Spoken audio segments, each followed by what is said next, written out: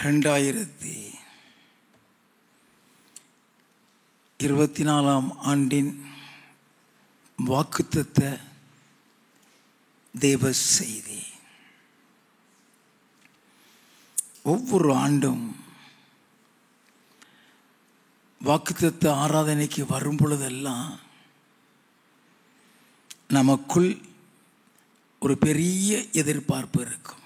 நாம் ஒவ்வொருவர் கடந்து வந்த பாதைகள் அவர்களுக்குத்தான் தெரியும். இந்த ஆண்டாவது ஒரு நன்மை வராதா? இந்த ஆண்டாவது கடந்த ஆண்டில் கடந்து சென்ற பாதை இல்லாமல் இருக்காதா என்ற ஏக்கத்தோடு தானே வருவோம். தேவனுடைய மனுஷனாகிய மோசே கூட கர்த்தரை நோக்கி ஜெபித்த ஜெபம் என்ன தெரியுமா? சங்கீத புஸ்தகம் 90வது சங்கீதம் 15வது வசனத்தில், தேவரே எங்களை சிறுமைப்படுத்தின நாட்களுக்கும் நாங்கள் துன்பத்தை கண்ட வருஷங்களுக்கும் சரியாய் எங்களை மகிழ்ச்சியாக்கும் என்று ஜெபிக்கிறார். இதுதானே எல்லாருடைய ஜெபமுமாகவும் இருக்கும். கடந்த வருடங்களில் எத்தனை இழப்புகள், எத்தனை மன வருத்தங்கள், எத்தனை மன அழுத்தங்கள், எத்தனை விதமான வியாதிகள், எத்தனை பயமுள்ள வாழ்க்கை, எத்தனை போராட்டங்கள், இது எல்லாம் சந்தித்து தானே இந்த வாக்குத்தத்த ஆராதனையில் வந்து உட்கார்ந்து இருக்கிறோம். நாமும் கூட மோசேயை போல எங்களை சிறுமைப்படுத்தின நாட்களுக்கும் நாங்கள் துன்பத்தை கண்ட வருஷங்களுக்கும் சரியாய் எங்களை மகிழ்ச்சியாக்கும் என்று சொல்லிதானே வந்திருப்போம். நம்மளை மகிழ்விக்க தான் தேவனாகிய கர்த்தர் நமக்கு ஒரு நல்ல வாக்குத்தத்தத்தை கொடுத்திருக்கிறார். செப்பனியாவின் புஸ்தகம் 3வது அதிகாரம் 15வது வசனம். கர்த்தர் உன் ஆக்கினைகளை அகற்றி உன் சத்துருக்களை விலக்கினார். கர்த்தர் உன் ஆக்கினைகளை அகற்றின்னு சொல்லப்பட்டிருக்கிறது. நாம் செய்த பாவங்கள், அதற்குண்டான தண்டனைகள், அதை கர்த்தர் நீக்கி போட்டு விட்டேன் என்று சொல்லுகிறார். வாசிப்போம். இஸ்ரவேலின் ராஜாவாகிய கர்த்தர் உன் நடுவிலே இருக்கிறார், இனி தீங்கை காணாதிருப்பாய். இஸ்ரவேலின் ராஜாவாகிய கர்த்தர் உன் நடுவில் இருக்கிறார். இந்த நடுவில்ங்கிறத குறிச்சுக்கிடுங்க. தேவன் நமக்கு கொடுத்த வாக்குத்தத்தம் மூலம் தேவன் நம்மீது எவ்வளவு அன்பு வைத்திருக்கிறார் என்பது புரியும். அவர் கொடுத்த வாக்குத்தத்தம் மூலம் அவர் நம்மை அவருடைய சொந்த ஜனமாக வைத்திருக்கிறார். தேவனாகிய கர்த்தருக்கு எத்தனையோ நாமங்கள் உண்டு. ஆபிரகாமுக்கு சர்வ வல்லமையுள்ள தேவன்கிற நாமத்தில் வெளிப்பட்டார். மோசேட்ட இருக்கிறவராகவே இருக்கிறேன் என்று சொன்னவர் யெகோவா என்கிற நாமத்தில் வெளிப்பட்டார். பல நாமங்கள் அவருக்கு. நீதியாயிருக்கிற கர்த்தர், ஆனால் நமக்கு கொடுத்த வாக்குத்தத்தத்தில் இஸ்ரவேலின் ராஜாவாகிய கர்த்தர் உன் நடுவில் இருக்கிறார் என்று சொல்லுகிறார். எல்லாம் கவனித்துக் கொள்ள வேண்டும். இஸ்ரவேலின் ராஜாவாகிய கர்த்தர் என்று சொன்னால் நம்மை இஸ்ரவேல் ஜனங்களாகவே வைத்திருக்கிறார். ஆண்டவர் இந்த 2024 ஆண்டு இஸ்ரவேல் ஜனங்களை எப்படி நேசித்து வழிநடத்தினாரோ அதே மாதிரி நம்மளை வழிநடத்த போகிறார். நல்லா கவனித்துக் கொள்ள வேண்டும். அவர் இஸ்ரவேல் ஜனங்களை எப்படி நேசித்தார்,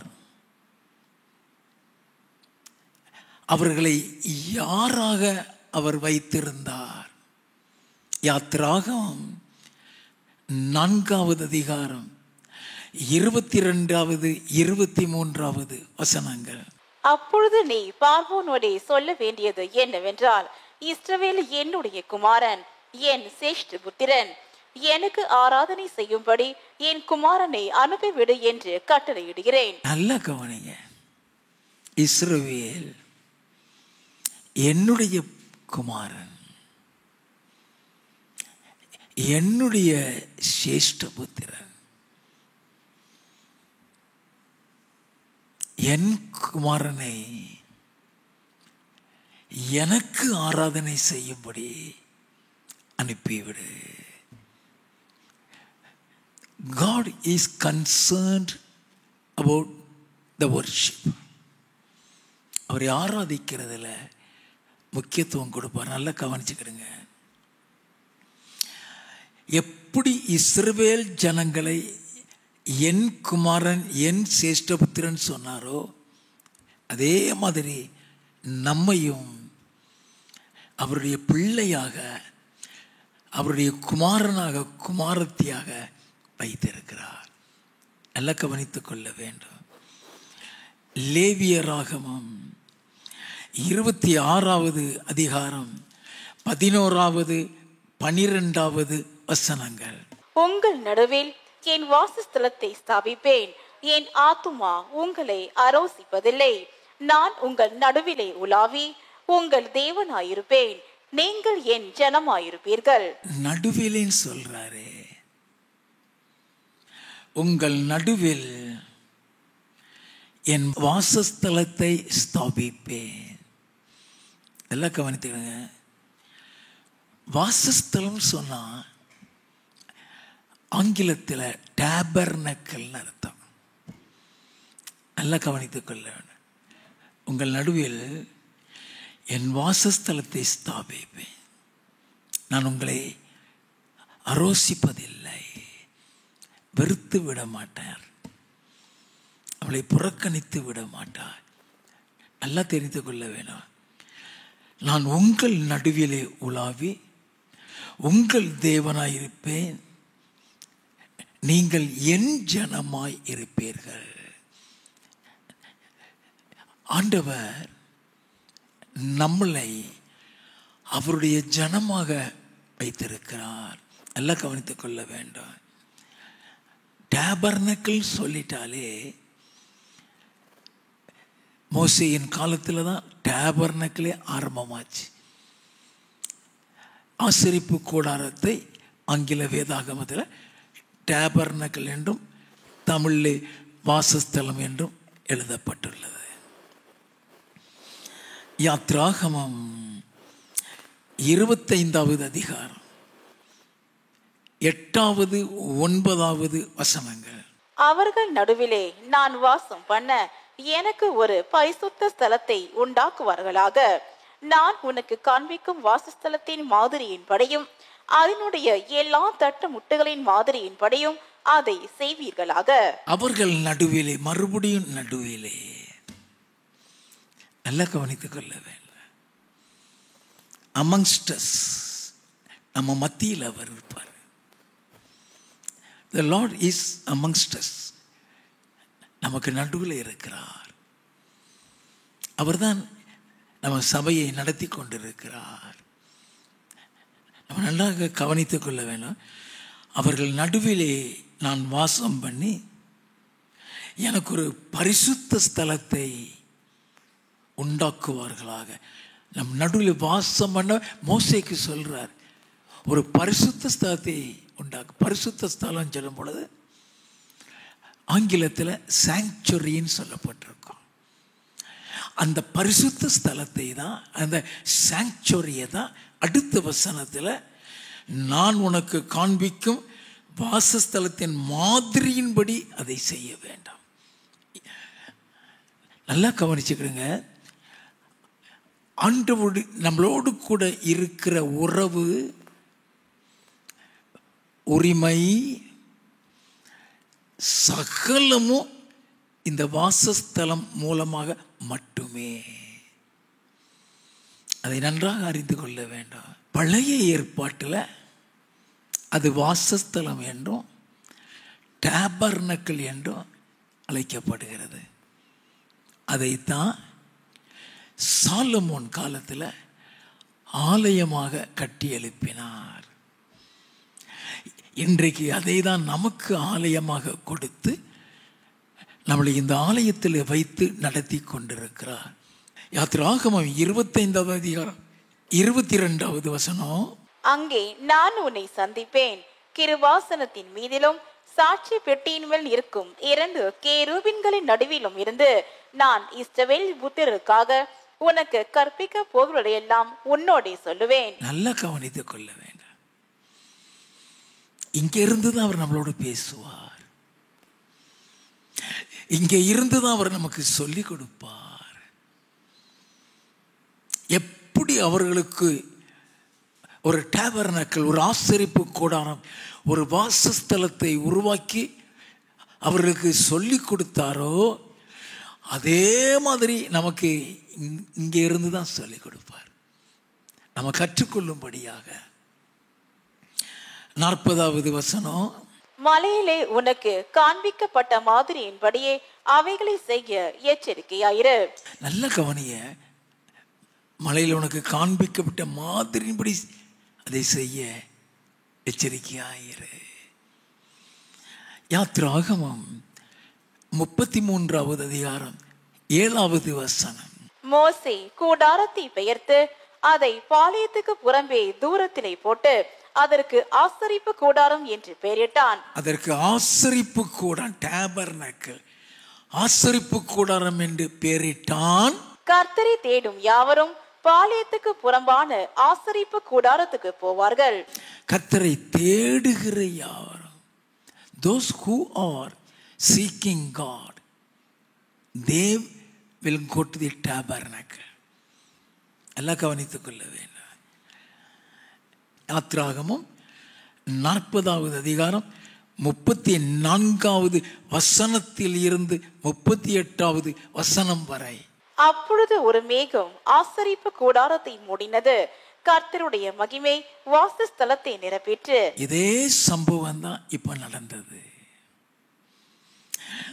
அவர் என்ன வசனத்தை, வாக்குத்தத்தத்தை கொடுத்தாரோ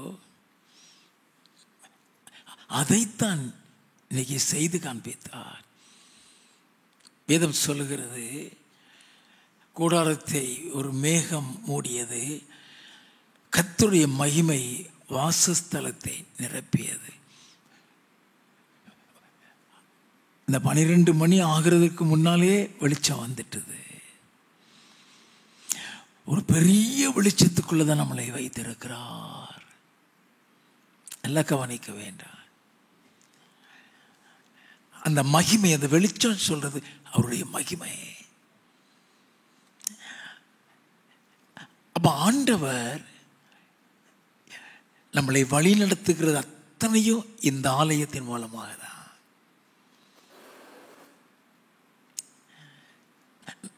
நம்மளை பாதுகாக்கிறது இந்த ஆலயத்தின் மூலமாக தான். இது பாதுகாப்பின் ஆண்டு. உலகம் முழுவதும் தீமை நடக்கும். நல்லா கவனிச்சுக்கிடுங்க. பொல்லாத காலத்துக்குள்ள நுழைந்திருக்கிறோம். தீமையின் காலத்துக்குள்ள நுழைந்திருக்கிறோம். இந்த காலகட்டத்தில் தான் கர்த்தர் வாக்குத்தத்தம் கொடுக்கிறார். இஸ்ரவேலின் தேவனாகிய கர்த்தர் உன் நடுவில் இருக்கிறார், இனி தீங்கை காணாதிருப்பாய். எல்லாம் கவனித்துக் கொள்ள வேண்டும். அவர்களை வழி நடத்துகிறார். வாசிப்போம். மேகம் அதன் மேல் தங்கி கர்த்தருடைய மகிமை வாசஸ்தலத்தை நிரப்பினதினால் மோசே ஆசரிப்பு கூடாரத்துக்குள் பிரவேசிக்க கூடாமல் இருந்தது. அப்போ மோசேயால உள்ள கூட போக முடியல. வாசிப்போம். வாசஸ்தலத்தில் இருந்து மேகம் மேலே எழும்பும் போது இஸ்ரவேல் புத்திரர் பிரயாணம் பண்ண புறப்படுவார்கள். மேகம் எழும்பாதிருந்தால் அது எழும்பும் நாள் வரைக்கும் பிரயாணம் பண்ணாதிருப்பார்கள். இஸ்ரவேல் வம்சத்தார் பண்ணும் எல்லா பிரயாணங்களிலும் அவர்கள் எல்லாருடைய கண்களுக்கும் பிரத்யட்சமாக பகலில் கர்த்தருடைய மேகமும் இரவில் அக்கினியும் வாசஸ்தலத்தின் மேல் தங்கி இருந்தது. நல்லா கவனிங்க. அந்த வாசஸ்தலத்தில் இருந்துதான் அவர்களை வழி நடத்துகிறார். They were led by the Spirit of the Lord through the tabernacle. As long as you are faithful to His tabernacle, the Lord will never forsake you. நீ அவர் கொண்டு வந்து வைத்த இந்த ஆலயத்திற்கு எந்த அளவுக்கு நீ உண்மையாயிருக்கிறாயோ உன்னை ஒரு நாளும் ஆண்டவர் கைவிடவே மாட்டார். அவர் என்ன வார்த்தையை கொடுக்கிறாரோ அதைத்தான் உங்களோடு பேசிக் கொண்டிருக்கிறேன். எசேக்கியேல் தீர்க்கதரிசியின் புஸ்தகம் 37வது அதிகாரம் 26வது வசனத்தில் இருந்து 28வது வசனம் வரைக்கும். நான் அவர்களோட சமாதான உடன்படிக்கை செய்வேன், அது அவர்களுக்கு நித்திய உடன்படிக்கையாயிருக்கும். நான் அவர்களை நிலைப்படுத்தி அவர்களை வர்த்திக்க பண்ணி அவர்கள் நடுவிலே என் பரிசுத்த ஸ்தலத்தை என்னென்றைக்கும் ஸ்தாபிப்பேன். அவர்கள் நடுவிலே, அது அங்கதான் இருக்கு நினைக்காதீங்க. ஆதியாகமத்திலிருந்து கடைசி வரைக்கும் அதுதான். அவர்கள் நடுவிலே ஆண்டவர் சொல்லிக் கொடுக்கிறாரே, என் பரிசுத்த ஸ்தலத்தை என்றென்றைக்கு ஸ்தாபிப்பேன். வாசிப்போம். என் வாசஸ்தலம் அவர்களிடத்தில் இருக்கும். என் வாசஸ்தலம் அவர்களிடத்தில் இருக்கும். அங்க வச்சுதான் உனக்கு மகிமை, அங்க வச்சுதான் உனக்கு பரலோகம். God gives importance to this tabernacle. அதனாலதான் வாசஸ்தலத்தை குறித்து சொல்லிக்கொண்டே வருகிறார். என் வாசஸ்தலம் அவர்களிடத்தில் இருக்கும், நான் அவர்கள் தேவனாயிருப்பேன், நான் அவர்கள் தேவனாயிருப்பேன், அவர்கள் என் ஜனமாயிருப்பார்கள். எப்போ ஒரு ஜனம் இந்த வாசஸ்தலத்தில் இருக்கும் வரைதான். Never forget. எல்லாம் கவனித்துக் கொள்ள வேண்டாம். ஆண்டவரை விட்டுட்டோமா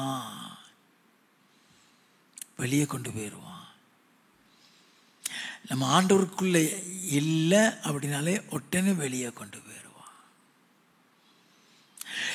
வெளியே கொண்டு போய் நீ எந்த ஆலயத்தில் போய் சேர்ந்திருந்தினாலும் சரி, அவர் வைத்த திட்டம் தரிசனம் நிறைவேறாது. நாம் தெரிந்து கொள்ள வேண்டும். ஆண்டவர் அதுதான் சொல்லுகிறார். நான் அவர்கள் தேவனாயிருப்பேன், அவர்கள் என் ஜனமாயிருப்பார்கள். அப்படியே என் பரிசுத்த ஸ்தலம் அவர்கள் நடுவிலே என்றென்றைக்கும் இருக்கும் போது, என்றென்றைக்கும் இருக்கும் போது, என் பரிசுத்த ஸ்தலம் அவர்கள் நடுவிலே என்றென்றைக்கும், நடுவிலே தான் சொல்லுவார், இருக்கும் போது நான் இஸ்ரவேலை பரிசுத்தம் பண்ணுகிற கர்த்தர் என்று ஜாதிகள் அறிந்து கொள்வார்கள் என்கிறார் என்று சொல் என்றார். நல்ல கவனிங்க. நீ பரிசுத்தப்படுத்தப்படுகிறதே இந்த வாசஸ்தலம் மூலமாக தான். உலகம் சொல்லுமா, அவங்க அந்த சபைக்கு போறாங்கப்பா, அதனாலதான் பரிசுத்தமா இருக்கிறாங்க. அவங்க எந்த சபைக்கு போறாங்கப்பா? வானத்தின் வாசல் சபைக்கு. ஜனங்கள் சொல்லுவார்களாம், அந்த சபை. அப்படின்னா இந்த சபையை குறித்து ஆண்டவர் வெளி உலகத்தில் பரிசுத்த ஸ்தலமாக வைக்கிறார். It's a disciplined church. It's a disciplined church. வெளியே சொல்லுவாங்க,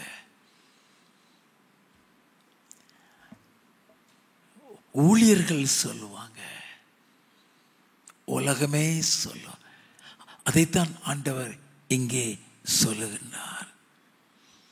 ஆண்டவர் சொல்லுகிறார், என் வாசஸ்தலம் அவர்களிடத்தில் இருக்கும், நான் அவர்கள் தேவனாயிருப்பேன், அவர்கள் என் ஜனமாயிருப்பார்கள்.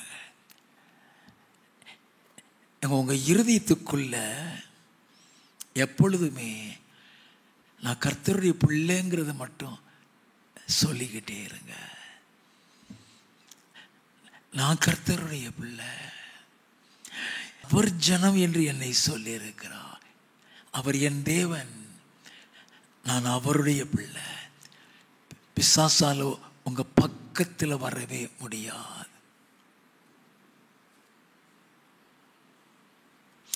எப்படி இஸ்ரவேல் ஜனங்களை அவருடைய வாசஸ்தலத்தில் வைத்து போதித்து வழி நடத்தினாரோ, அதே மாதிரி போதித்து நம்மளை வழி நடத்துவார். இதுவரைக்கும் அப்படிதான் செய்திருக்கிறார், இனிமேலும் அப்படிதான் செய்வார். எங்கேயுமே கேட்க முடியாத சத்தியத்தை தான் இங்கே சொல்லிக் கொடுத்து கொண்டிருக்கிறார். இந்த வானத்தின் வாசல் சபை பிள்ளைகளை இந்த சபை மூலமாக கர்த்தர் நடத்துவார். கர்த்தர் நமக்கு கொடுத்த வாசஸ்தலம் இந்த ஆலயம் போகட்டும். இனி அவருடைய வாக்குத்தத்தத்தை தியானிப்போம். செப்பனியாவின் புஸ்தகம் 3வது அதிகாரம் 15 முதல் 17 வரை. கர்த்தர் உன் ஆக்கினைகளை அகற்றி உன் சத்துருக்களை விலக்கினார். இஸ்ரவேலின் ராஜாவாகிய கர்த்தர் உன் நடுவிலே இருக்கிறார், இனி தீங்கை காணாதிருப்பாய். ஆண்டவர் சொல்கிறார், இனி தீங்கை காணாதிருப்பாய். தீங்கை இனி காணாதிருப்பாய்னா, கடந்த ஆண்டு நீ எந்த கண்ணீரின் பாதையில போனியோ, இனிமே உனக்கு அந்த கண்ணீரின் பாதை இந்த ஆண்டுல கிடையாது. கடந்த ஆண்டு பிசாசு உன்னை எந்த அளவுக்கு புடமிட்டாங்கிறது உனக்கு தெரியும். அன்றைக்கு கண்ட அந்த எகிப்தியனை இனி நீ காணப்போகிறதே இல்லை. நல்லா கவனிச்சுக்கிடணும். உங்களுடைய இருதயத்திற்குள்ள you must have a strong faith. I will never enter into my old terrible experience. இனி பழைய அந்த பயங்கரமான பாதையில நான் போகவே மாட்டேன். Never suspect, never doubt about it. நல்லா கவனித்துக் கொள்ள வேண்டாம். இந்த ஆண்டு உன் வாழ்க்கையில எதையெல்லாம் இழந்தியோ அதையெல்லாம் கர்த்தர் திரும்ப உனக்கு கொடுக்க போகிறார்.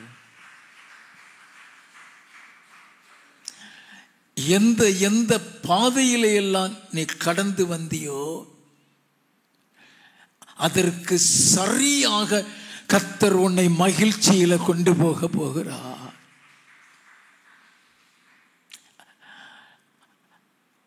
ஆண்டவர் உன்னை நேசிக்கிறவர் என்பதை அவர் நடத்துகிற பாதை மூலம் நீங்க அறிந்து கொள்ளுவீங்க.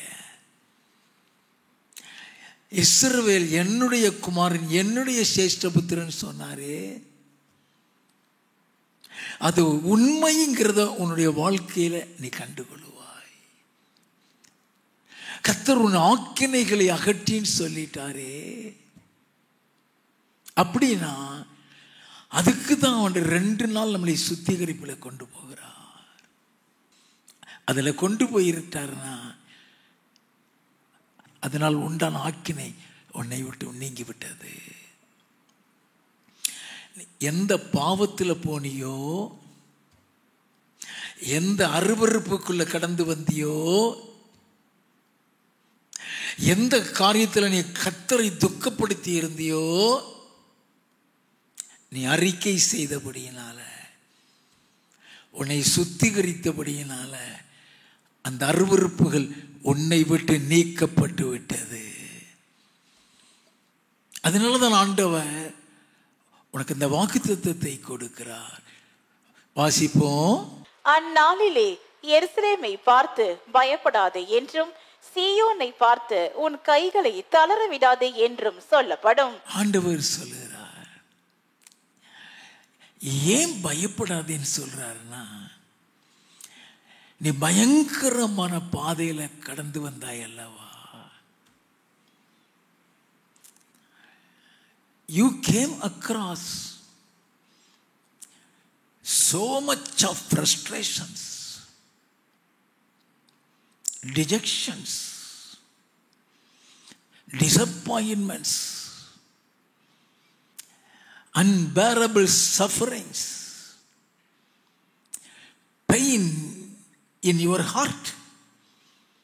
I don't say pain in your body, pain in your heart. Only you only know how much you underwent the path of pain in your life. எந்த அளவுக்கு பிசாசு உன்னை போட்டமிட்டாங்கிறது உனக்கு தெரியும்.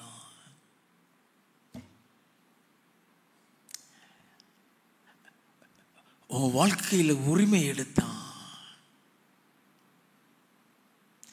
உன் வாழ்க்கையில் உரிமை எடுத்துதான் அவன் எல்லா காரியத்தையும் செய்தான்.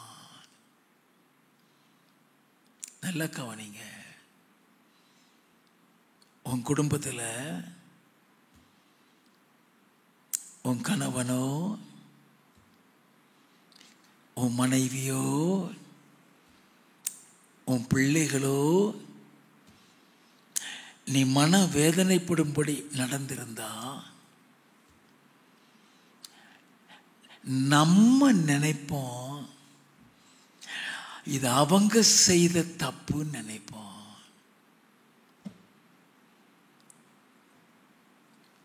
நம்மிடத்துல தான்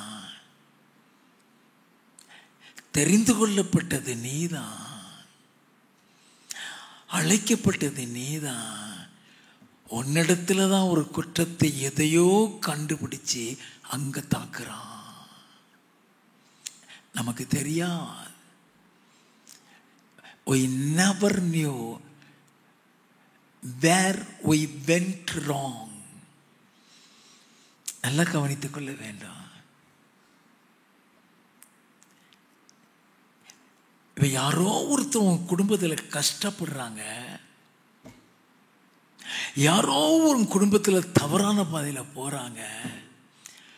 போறவங்களுக்கு கஷ்டம் தெரியாது.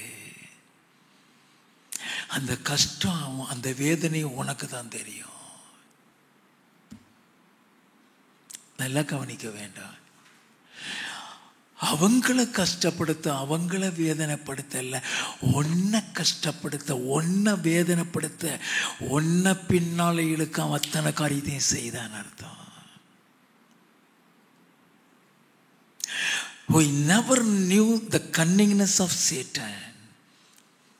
It's very important to understand the cunningness of Satan.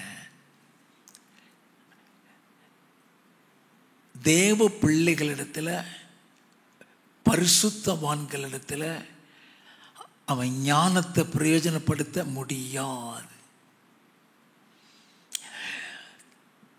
தந்திரத்தினாலதான் அவன் கவுத்துவாங்க. நம்ம ஆராய்ச்சி பார்க்கணும், எதுல தப்பு செஞ்சிருக்கோம். ஆண்டவருடைய சமூகத்தில் போய் அழுதா சொல்லி கொடுப்பாரு. நமக்கு தெரியாது நம்ம எதுல சுயநலமா வாழ்ந்தோன்னு கூட நமக்கு தெரியாது. எதுல அவரை துக்கப்படுத்தணுங்கிறது நமக்கு தெரியாது. Ask the Lord.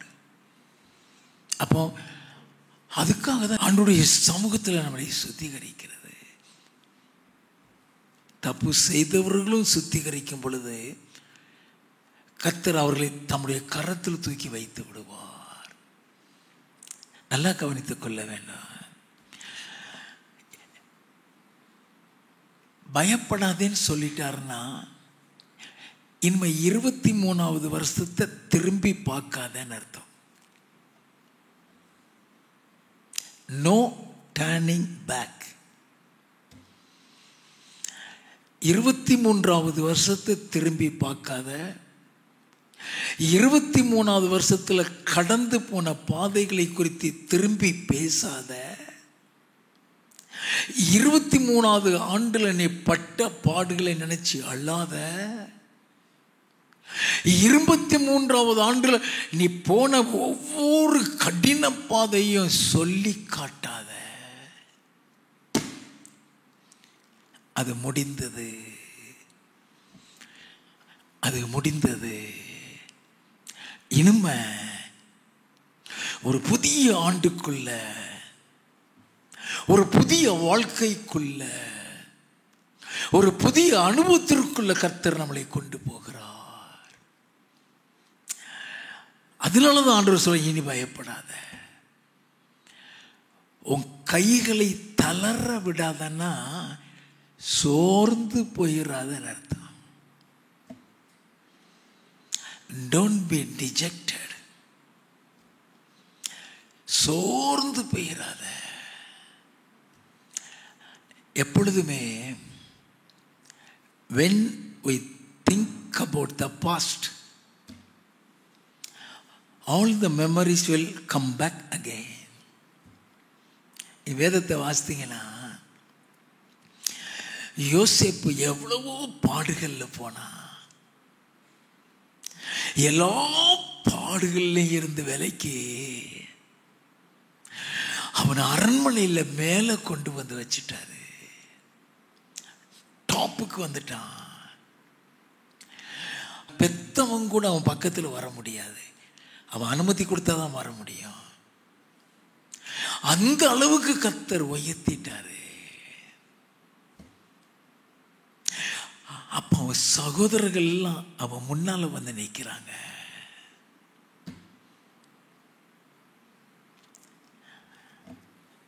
அவங்கள பார்த்த உடனே தன் சகோதரர்கள் தெரிஞ்சிட்டான். உடனே சொப்பனத்தை நினைக்கிறான்.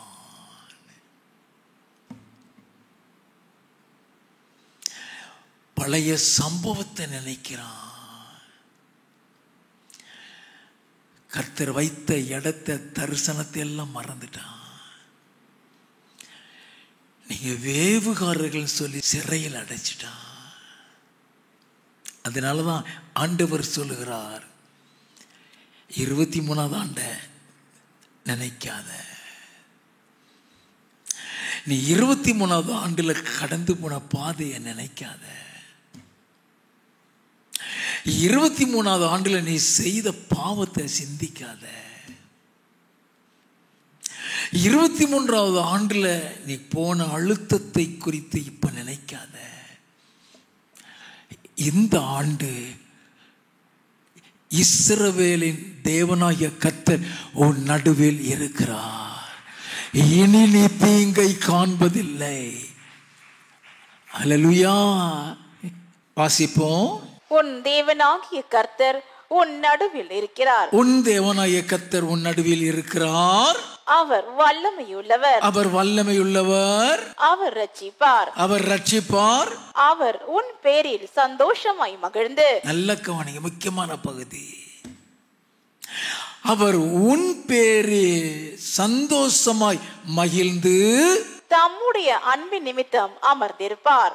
அவர் உன் பேரில் கெம்பீரமாய் களி கூறுவார். உன் பேர்ல ஆண்டவர் இனி சந்தோஷமா இருக்கிறாக்கள நீ நடந்துக்கிடணும். இப்ப உன்னை மீட்டு கொண்டு வந்துட்டாரு. உன்னை திரும்ப ஆண்டவர் புதுப்பித்து கொண்டு வந்துட்டாரு. இப்ப உன் ஆக்கினி எல்லாம் அகற்றி விட்டாரு. இப்ப நீ அவருடைய பிள்ளை. இஸ்ரவேல் என்னுடைய குமாரன், என் சேஷ்ட புத்திரன் சொன்னார் இல்லையா? அவர் இனி உன் பேரில் சந்தோஷமாய் மகிழ்ந்து தம்முடைய அன்பு நிமித்தம் அமர்ந்திருப்பார். இனி அவர் உன் பேரில் சந்தோஷமாய் இருப்பார். எல்லாம் கவனித்துக் கொள்ள வேண்டும். அவர் உன் பேரில் கம்பீரமாய் களி கூறுவார். அப்படின்னா அந்த அளவு கர்த்தர் உன்னை மகிமைப்படுத்துவார். தேவனாகிய கர்த்தர் நமக்கு கொடுத்த வாக்குத்தத்தம், இனி தீங்கை காணாதிருப்பாய். ஆகவே பயப்படாதே, கைகளை தளர விடாதே, சோர்ந்து போகாதே. இஸ்ரவேலின் ராஜா உன் நடுவில் இருக்கிறார். இனி தீங்கை காண மாட்டாய். அல்லேலூயா. ஆண்டவர் வாக்குத்தத்தம் கொடுத்துட்டார். எப்படி உன் நடுவில் இருப்பார்? அவர் நடுவில் தானே இருப்பேன்னு சொன்னாரு. அவர் எப்படி நடுவில் இருப்பார்? சகரியாவின் புஸ்தகம் 2வது அதிகாரம் 5வது வசனம். நான் அதற்கு சுற்றிலும் அக்கினி மதிலாயிருந்து அதன் நடுவில் மகிமையாக இருப்பேன் என்று கர்த்தர் சொல்கிறார். அக்கினி மதிலாக இருந்து அவர் உன் கூட அக்கினியாக தான் இருப்பார். நல்ல கவனிங்க. அவர் உன்னை சுத்திலும் அக்கினியாக இருந்து உன் நடுவுல மகிமையா இருப்பாருன்னு சொன்னா, உனக்கு விரோதமா எந்த மந்திரம் செய்தாலும் உன் பக்கத்துல வரவே வரார். உனக்கு விரோதமா யாரு எந்த தீமை செய்தாலும் அது உன்னை அணுகவே அணுகாது. உனக்கு விரோதமான பொறாமையின் ஆவிகள் உன்னை தொடவே தொடாது. நல்ல கவனிங்க. ஆண்டவர் சொன்னாரு, பயப்படாதன்னு சொல்லிட்டாரு. அப்படின்னா இனி நீ பயப்படுகிற காரியம் உன் வாழ்க்கையில வராது. நம்ம பொல்லாத காலத்தில் வாழ்ந்து கொண்டிருக்கிறோம். எங்கு பார்த்தாலும் தீமைகள், எங்கு பார்த்தாலும் கலவரங்கள். யாரை பார்த்தாலும் மாந்திரியத்தில் பாதிக்கப்பட்டேங்கிறாங்க. எங்க ஒரு சின்ன காரியத்தில் கூட பொறாமைகள். நல்ல கவனிங்க. இதுக்கு மத்தியில தான் நம்ம வாழ்ந்துகிட்டு இருக்கிறோம். பொறாமைக்கு மத்தியில், விரோதத்துக்கு மத்தியில், எரிச்சல்களுக்கு மத்தியில், எனக்கு இல்லாம போயிட மாட்டானான் வாய் திறந்து உன் முன்னாலே சொல்றாங்களே அவங்க மத்தியில்,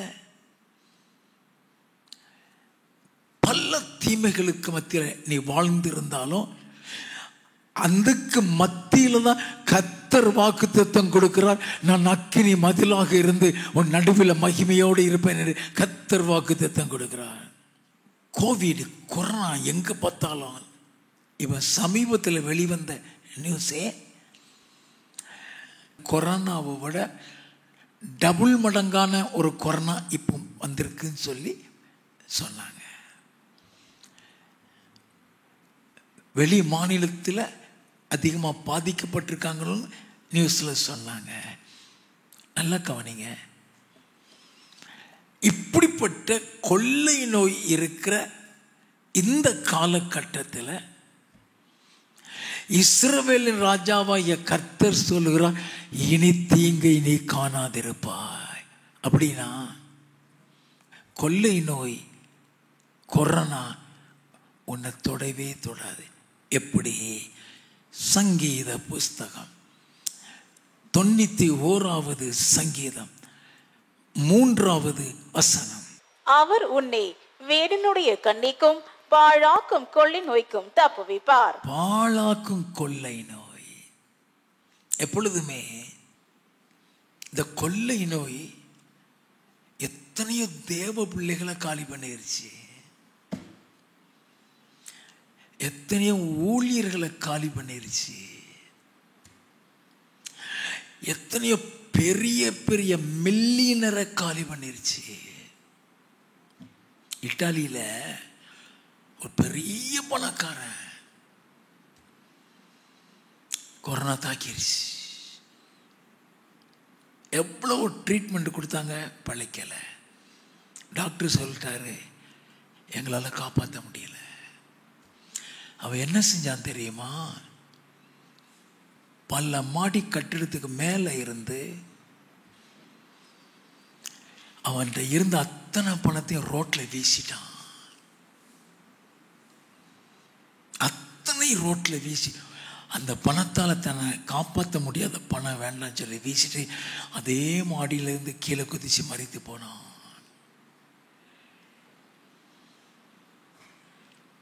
அந்த நியூஸில் வந்தது. அப்படி இருக்கும் பொழுது இந்த மாதிரியான கொள்ளை நோய்கள் பரவி கொண்டிருக்கிற காலத்தில் தான் கர்த்தர் வாக்குத்தத்தம் கொடுக்கிறார், இனி தீங்கை காணாதிருப்பாய். அந்த தீங்கை காணாதிருப்பாய்ன்னு சொல்லும் பொழுது நல்லா கவனிங்க, எப்படி அவர் காப்பாற்றுகிறார். யாத்ராகமம் 15வது அதிகாரம் 26வது வசனம். நீ உன் தேவனாகிய கர்த்தரின் சத்தத்தை கவனமாய் கேட்டு அவர் பார்வைக்கு செம்மையானவைகளை செய்து அவர் கட்டளைகளுக்கு செவி கொடுத்து நல்ல கவனிங்க. ஆண்டவர் வாக்குத்தத்தம் கொடுத்துட்டாருன்னு இஷ்டத்துக்கு அலைஞ்சிட முடியாது. அவர் உண்மை உள்ளவர், அவர் சொன்னதை செய்வார். அவர் சொல்றாரு, அவர் செய்யணும்னா அது நடக்கிறதுக்காக தான் சொல்றார். கட்டளைகளுக்கு கீழ்ப்படிந்து அவருடைய நியமங்கள் யாவையும் கை கொண்டால் நான் எகிப்தியருக்கு வரப்பண்ணின வியாதிகளில் ஒன்றையும் உனக்கு வரப்பண்ணேன். எகிப்தியர்களுக்கு வரப்பண்ணின வியாதிகள் ஒரு வியாதியை உனக்கு வரப்பண்ணேன். எகிப்தியர்களுக்கு என்னென்ன வந்துச்சான் வாசிப்போமா? யாத்ராகமம் 9வது அதிகாரம் 1 முதல் 3 வசனங்கள். பின்பு கர்த்தர் மோசேயை நோக்கி, நீ பார்வோனிடத்தில் போய் எனக்கு ஆராதனை செய்ய என் ஜனங்களை போகவிடு, நீ அவர்களை விடமாட்டேன் என்று இன்னும் நிறுத்தி வைத்தாயாகள். கர்த்தருடைய கரம் வேலையில் இருக்கிற உன் மிருக ஜீவன்களாகிய குதிரைகளின் மேலும் கழுதைகளின் மேலும் ஒட்டகங்களின் மேலும் ஆடு மாடுகளின் மேலும் இருக்கும். மகா கொடிதான கொள்ளை நோய் உண்டாகும். மகா கொடிதான கொள்ளை நோய் எகிப்தியருக்கு வரப்பண்ணினது உனக்கு வரப்பண்ணேன்னு சொல்றாரு. யாத்ராகமம் 9வது அதிகாரம் 4வது வசனமும் 6வது வசனமும். கர்த்தர் இஸ்ரவேலரின் மிருக ஜீவன்களுக்கும் எகிப்தியரின் மிருக ஜீவன்களுக்கும் வித்தியாசம் பண்ணுவார். நல்ல கவனிங்க, வித்தியாசம் பண்ணுவார். எங்கனாலும் அழிவு நடக்கும், உனக்கு நடக்காது. அதுதான் சொல்ற. வாசிப்போம். இஸ்ரவேல் புத்திரருக்கு உரியவைகள் எல்லாவற்றிலும் ஒன்றும் சாவதில்லை என்றார்.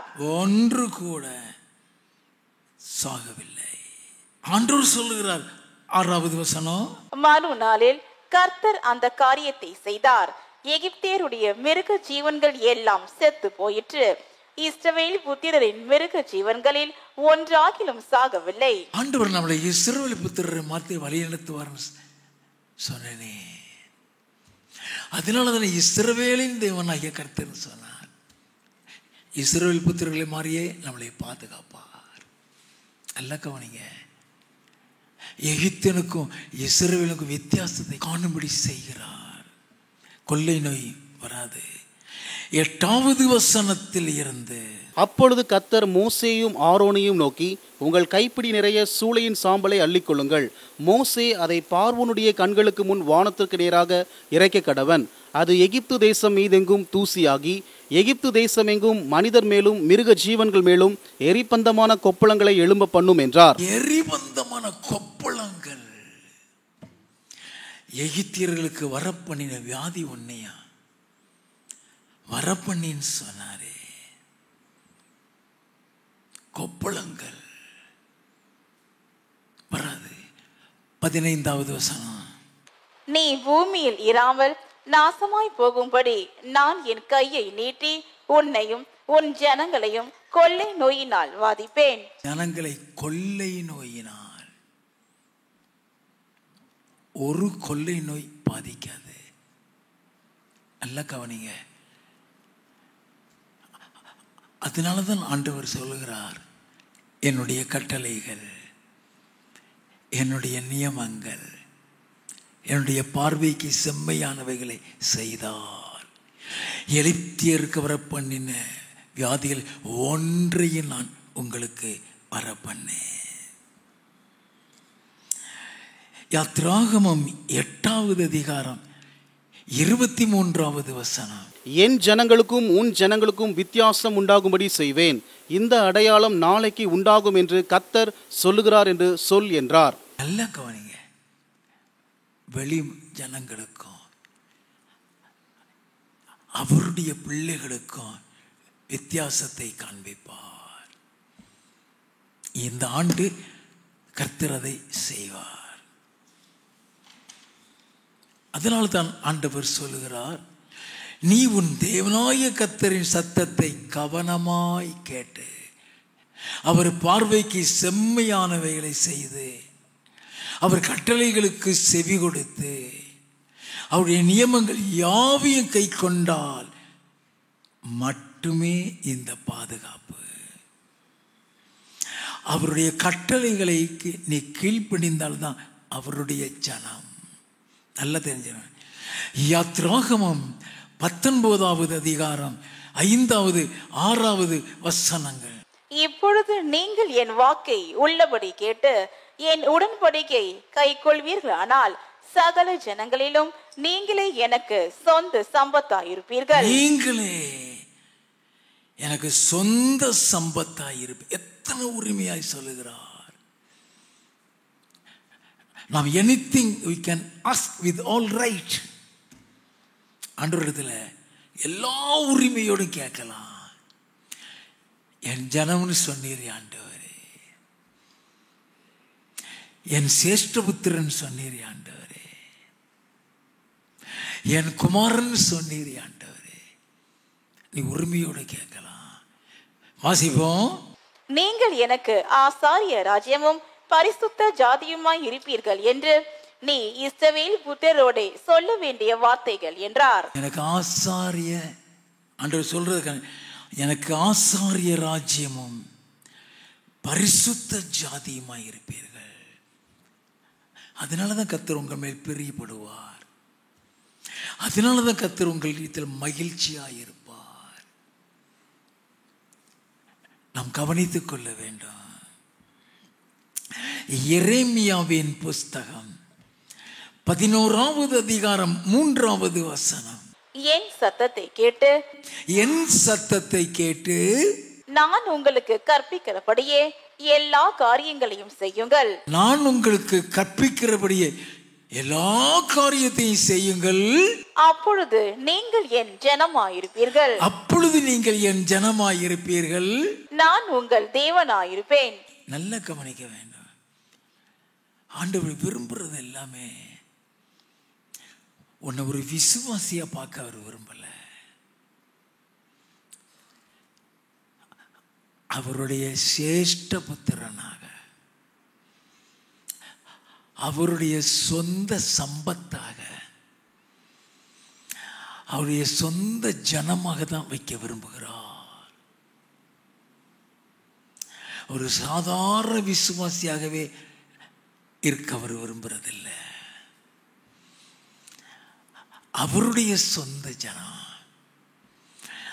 அவருக்கு பிரியமானவனாய், அவரை மகிழ்விக்கிறவர்களாய் ஆண்டவர் விரும்புகிறார். ஆகையால் தான் இஸ்ரவேலின் தேவனாய கர்த்தர் உன் நடுவில் இருக்கிறார், இனி தீங்கை காண மாட்டாய் என்று வாக்குத்தத்தம் கொடுக்கிறார். அப்போஸ்தலர் 18வது அதிகாரம் 10வது வசனம். நான் உன்னுடனே கூட இருக்கிறேன், உனக்கு தீங்கு செய்யும்படி ஒருவனும் உன்மேல் கை போடுவதில்லை. நல்ல கவனிங்க, a beautiful promise. நான் உன்னோடு கூட இருக்கிறேன், ஒருவனும் உனக்கு தீமை செய்யும்படி உன்மேல் கை போடுவதில்லை. இஸ்ரவேல் ஜனங்களை எகிப்தின் அடிமைத்தனத்தில் இருந்து மீட்டு கொண்டு வந்தார். செவந்த சமுத்திரம் வரைக்கும் வந்துட்டாங்க. பார்வோன் முழு இராணுவத்தையும் கூட்டிட்டு பெறப்பட்டு வர்றான். ஜனங்கள் பயந்து கதறாங்க. வாசிப்புமே யாத்திராகமம் 14வது அதிகாரம் 10வது வசனம். பார்வோன் சமீபத்து வருகிற போது இஸ்ரவேல் புத்திரர் தங்கள் கண்களை ஏறெடுத்து பார்த்து எகிப்தியர் தங்களுக்கு பின்னே வருகிறதை கண்டு மிகவும் பயந்தார்கள். மிகவும் பயந்தார்கள். அதனாலதான் இப்ப ஆண்டவர் நமக்கு பயப்படாதீர்கள் சொல்றாரு. ஏன்னா அப்படிப்பட்ட வாக்குத்தத்தம் கொடுக்கிறார். வாசிப்போம். அப்பொழுது இஸ்ரவேல் புத்திரர் கர்த்தரை நோக்கி கூப்பிட்டார்கள். கர்த்தரை நோக்கி கூப்பிடுறான் பயந்து போய். 13வது 14வது வசனங்கள். அப்பொழுது மோசே ஜனங்களை நோக்கி, பயப்படாதிருங்கள், நீங்கள் நின்று கொண்டு இன்றைக்கு கர்த்தர் உங்களுக்கு செய்யும் ரட்சிப்பை பாருங்கள். இன்றைக்கு நீங்கள் காண்கிற எகிப்தியரை இனி என்றைக்கும் காண மாட்டீர்கள். என்றைக்கு காண்கிற எகிப்தியனை இனி என்றைக்கும் காண மாட்டீங்க. நல்ல கவனிங்க, நீ இதுவரைக்கும் நீ எந்த உபத்திரவத்தில் போனியோ, எந்த பாடுகளில் போனியோ, அதை திரும்பி நீ பார்க்க போகிறதில்லை. இது வரைக்கும் நீ எந்த காரியத்துக்கு பயந்துட்டு இருந்தியோ, எதுக்கு பயந்துகிட்டு இருந்தியோ, யாருக்கு பயந்துகிட்டு இருந்தியோ, அந்த காரியத்தை குறித்து இனி நீ பயப்பட வேண்டிய அவசியம் இல்லை. கர்த்தர் உன் நடுவில் இருக்கிறார். அல்லேலூயா. வாசிப்போம். கர்த்தர் உங்களுக்காக யுத்தம் பண்ணுவார். கர்த்தர் உங்களுக்காக யுத்தம் பண்ணுவார், நீங்கள் சும்மா இருப்பீர்கள் என்றான். வாயை மட்டும் மூடிக்கிட்டு இருங்க, அதுதான் முக்கியம். நம்ம வாய் இருக்க பொல்லாத வாய். அவன் ஒன்ன சொன்னா நம்ம வாய் 9 சொல்லும். அதுக்கு தான் ஆண்டவர் சொல்றார், வாயை மூடு. நீங்க சும்மா இருப்பீங்கன்னு சொன்னா சரியான அர்த்தம் உன் வாயை மூடிக்கிட்டு இருந்த அர்த்தம். உனக்காக நீ எந்த காரியத்தை குறித்து பயந்துட்டு இருக்கியோ, நல்ல it's a prophecy. It's a prophecy.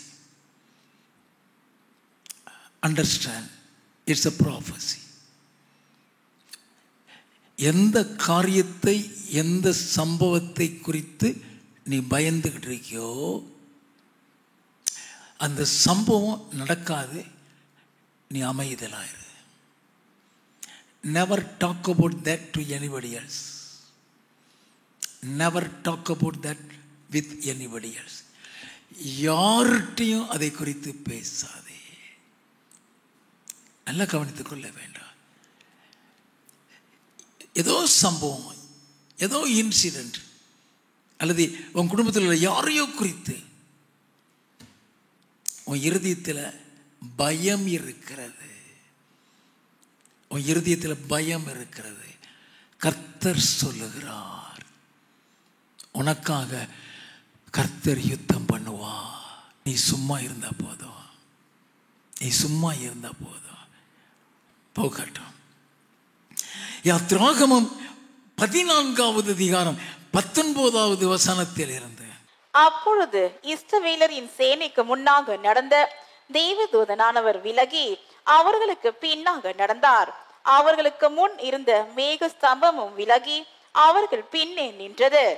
அது எகிப்தியரின் சேனையும் இஸ்ரவேலரின் சேனையும் ராம் முழுதும் ஒன்றோடொன்று சேராதபடி அவைகள் நடுவில் வந்தது. எப்பொழுதும் ஏன் நடுவில் சொல்றாரு? அவர் நடுவில் இருக்கிறாருன்னா உனக்கு தீமை செய்யறவங்க உன் பக்கத்துல வரவே முடியாது. இன்னைக்கு வரைக்கும் நான் இந்த மாந்திரிக சூனிய ஊழியத்தை 35 ஆண்டுகளுக்கு மேல செய்கிறேன். ஃபேஸ் டு ஃபேஸ் மந்திரவாதி வந்து நின்றுருக்கான். என் திறந்த கண்ணில் நான் பார்த்துருக்கிறேன். ஃபேஸ் டு ஃபேஸ் நான் மேடையில் நிற்கும் போது வந்து நின்றுருக்கான். என் மேல பவுடரை தூவி இருக்கான். இன்னைக்கு வரைக்கும் கர்த்தர் என்னை காத்து கொண்டிருக்கிறாரே. ஒரு தீமை எனக்கோ என் குடும்பத்தில் உள்ளவங்களுக்கோ ஒரு தீமை வராதபடி கர்த்தர் காத்து கொண்டிருக்கிறாரே. ஏன்? அவனுக்கும் எனக்கும் நடுவில் அவர் வந்து நிற்பார். அதனாலதான் நான் அதற்கு அக்கினி மதிலாக இருந்து அதன் நடுவில் மகிமையோடு இருப்பேன்னு சொல்லுகிறார். நல்லா கவனிங்க. ஜாஃப்ரிக்கு தான் அப்படின்னு நினைக்காதீங்க. உங்க எல்லாருக்கும் கர்த்தர் இந்த ஆண்டு அப்படிதான் செய்வார். உனக்கு விரோதமாக எழும்புற எந்த ஆயுதமும் வாய்க்காது. ஆமென். வாசிப்போம். எகிப்தியருக்கு அது மேகமும் அந்தகாரமுமா இருந்தது, இஸ்ரவேலருக்கோ அது இரவை வெளிச்சமாக்கிற்று. நல்லா கவனிக்க வேண்டும். இஸ்ரவேலருக்கு அது வெளிச்சமாக்கிட்டு தான். 21, 22 வசனங்கள். மோசே தன் கையை சமுத்திரத்தின் மேல் நீட்டினான். அப்பொழுது கர்த்தர் முழுதும் பலத்த கீழ்காற்றினால் சமுத்திரம் ஒதுங்கும்படி செய்து அதை வறண்டு போக பண்ணினார். நல்ல கவனிங்க. எப்படி ஆண்டவர் செய்கிறார்? கையதான் நீட்டுறான். சமுத்திரம் பிளந்துட்டு. வாசிப்போம். ஜலம் பிளந்து பிரிந்து போயிற்று. இஸ்ரவேல் புத்திரர் சமுத்திரத்தின் நடுவாக வெட்டாந்தரையிலே நடந்து போனார்கள்.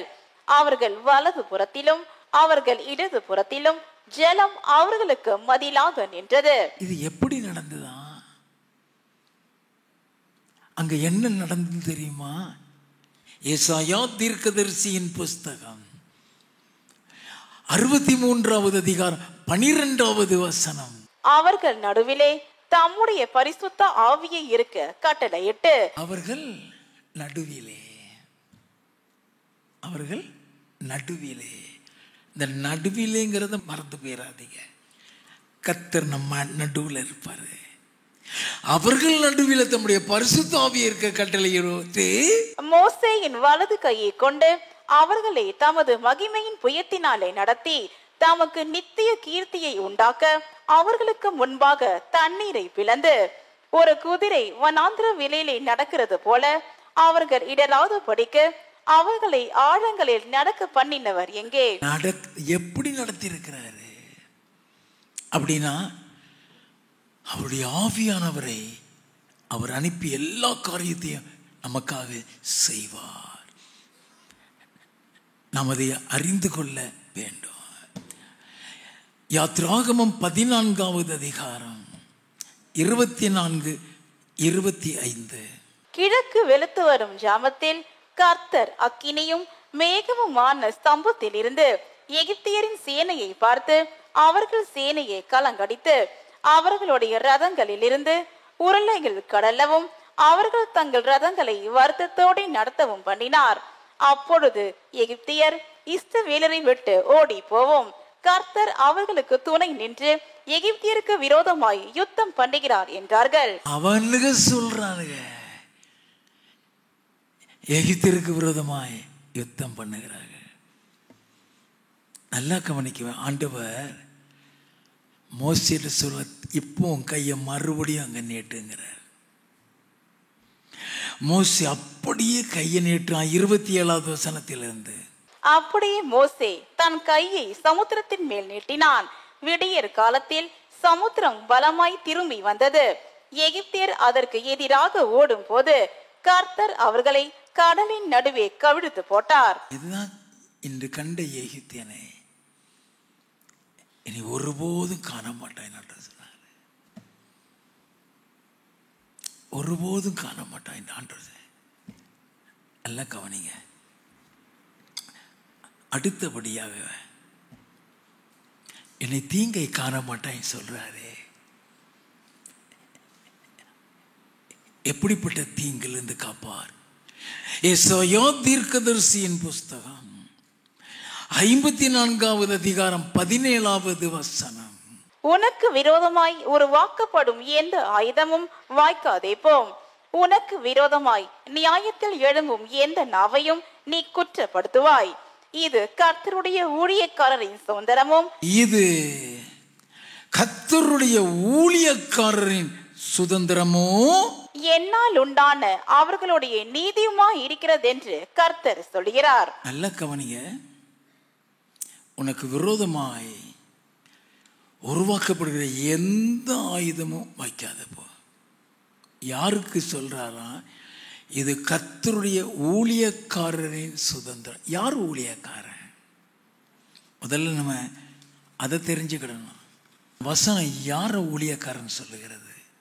லேவியராகமம் 25வது அதிகாரம் 55வது வசனம்.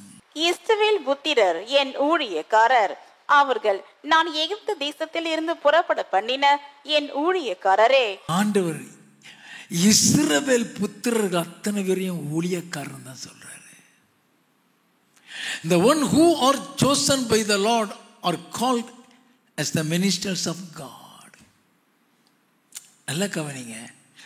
புதிய ஏற்பாட்டின்படி நம்ம எப்படி ஊழியக்காரன்? நீங்க பழைய ஏற்பாட்டில் தான் சொல்றீங்கன்னு நினைக்கலாம். புதிய ஏற்பாட்டின்படி நம்ம எப்படி ஊழியக்காரங்க? 1 பேதுருவின் புஸ்தகம் 2வது அதிகாரம் 9வது வசனம். நீங்களோ உங்களை அந்தகாரத்தில் நின்று தம்முடைய ஆச்சரியமான ஒளிநிலத்திற்கு வரவழைத்தவருடைய புண்ணியங்களை அறிவிக்கும் படிக்க தெரிந்து கொள்ளப்பட்ட சந்ததியாயும் ராஜரீகமான ஆசாரிய கூட்டமாயும் பரிசுத்த ஜாதியாயும் அவருக்கு சொந்தமான ஜனமாயும் இருக்கிறீர்கள். பரிசுத்த ஜாதி,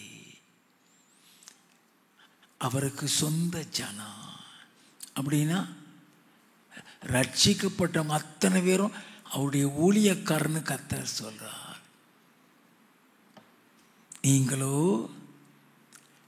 அவருடைய புண்ணியங்களை அறிவிக்கும்படி தெரிந்து கொள்ளப்பட்ட சந்ததியாயும் பரிசுத்த ஜாதியாயும் ஆசாரிய கூட்டமாயும் அவருக்கு சொந்த ஜனமாய் இருப்பீர்கள்.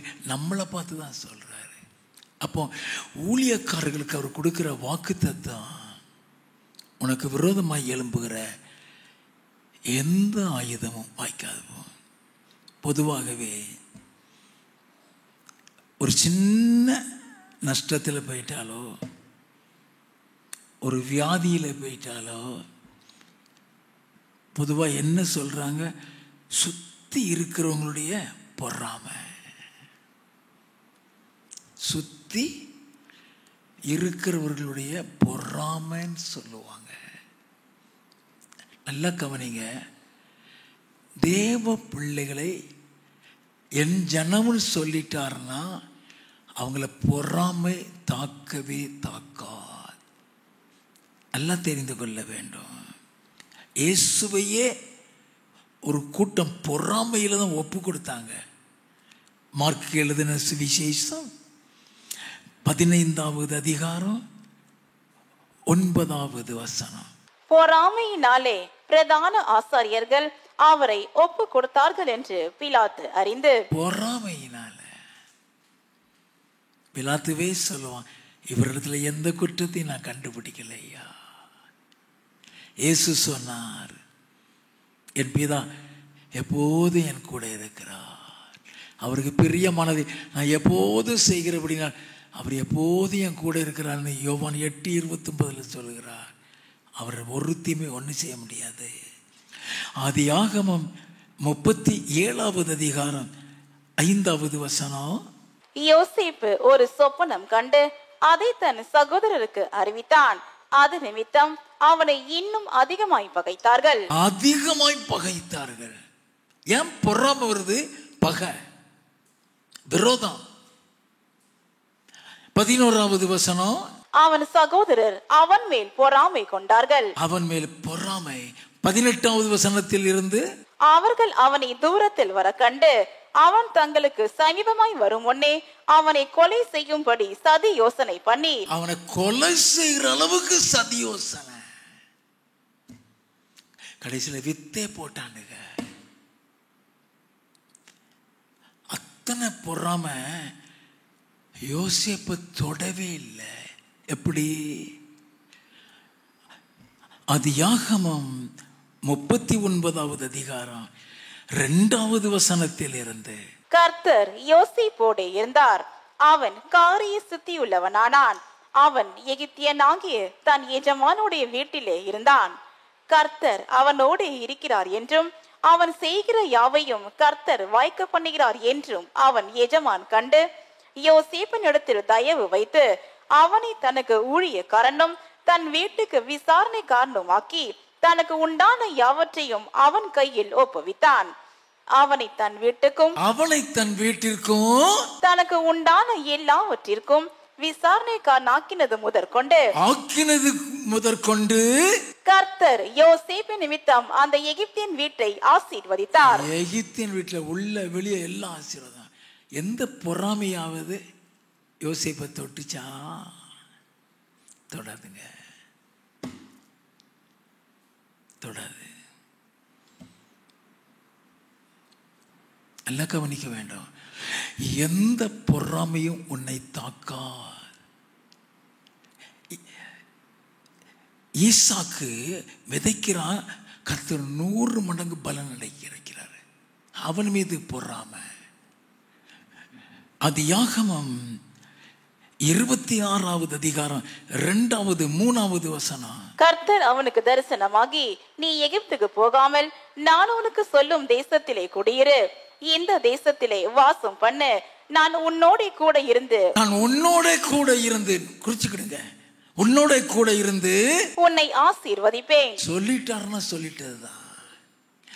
12வது வசனத்துல ஈசாக்கு விதை விதைக்கிறான், கர்த்தர் ஆசீர்வதிக்கிறாரு, 100 மடங்கு பலன் அடைகிறான், வர வர விருத்தி அடைகிறான். 14வது வசனம், அவனுக்கு ஆட்டு மந்தையும் மாட்டு மந்தையும் அநேக பணிவிடைக்காரரும் இருந்தபடியினாலே பெலிஸ்தர் அவன் பேரில் பொறாமை கொண்டு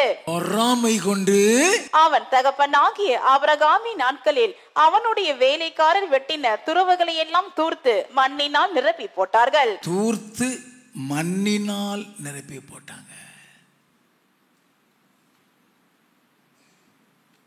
அதுக்கு அடுத்த வசனம் வாசித்தீங்கன்னா, திரும்பி அவன் இன்னொரு இடத்துல போய் தோண்டுவான், தண்ணி வரும். அவன் தோண்டுவான், தண்ணி வராது. இவன் தோண்டுவான், தண்ணி வரும்.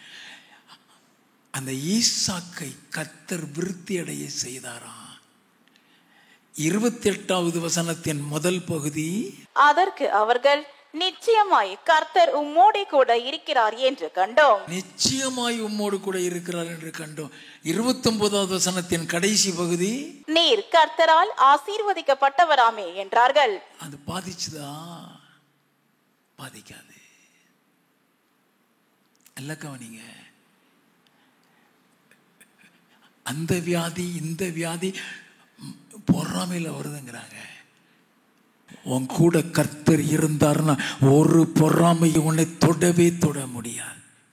கடைசியாக வசனம் முடிக்க போகிறோம். யோசுவாவின் புஸ்தகம் 1வது அதிகாரம் 9வது வசனம். நான் உனக்கு கட்டளையிடவில்லையா? பலங்கொண்டு திடமனதாயிரு, திகையாதே, கலங்காதே, நீ போகும் இடமெல்லாம் உன் தேவனாகிய கர்த்தர் உன்னோடே இருக்கிறார் என்றார். நீ போகிற இடமெல்லாம் உன் தேவனாகிய கர்த்தர் உன்னோடு கூட இருக்கிறார். அல்லேலூயா. ஆண்டவர் இன்னைக்கு ஒரு அருமையான வாக்குத்தத்தத்தை எல்லாருக்கும் கொடுத்திருக்கிறார். எல்லாருக்கும் கர்த்தர் ஒரு அருமையான வாக்குத்தத்தம் கொடுத்திருக்கிறார். அல்லேலூயா.